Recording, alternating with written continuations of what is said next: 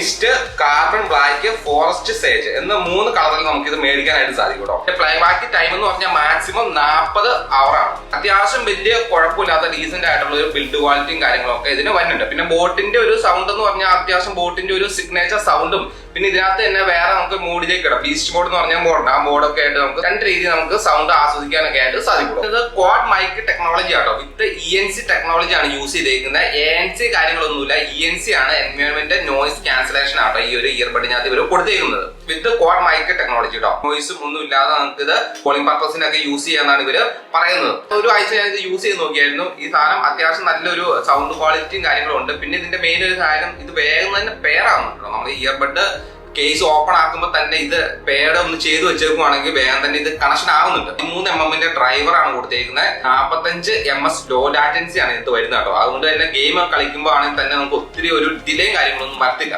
അതുപോലെ തന്നെ ഗെയിം കളിക്കുന്നവർക്ക് വേണമെങ്കിൽ ബീസ്റ്റ് മോഡ് എന്ന് പറഞ്ഞ ഒരു മോഡ് നമുക്ക് ഇതിനകത്ത് ആക്ടിവേറ്റ് ആക്കി ഇടാനായിട്ട് സാധിക്കും കേട്ടോ. ഇത് നമ്മൾ സാധാരണ നമ്മൾ ഇയർബഡിൽ ഉള്ള പോലെ തന്നെ ടച്ച് കൺട്രോളുകളെല്ലാം നമുക്ക് ആപ്പ് വെച്ചിട്ട് നമുക്ക് കസ്റ്റമൈസ് ചെയ്യാനായിട്ടും സാധിക്കും.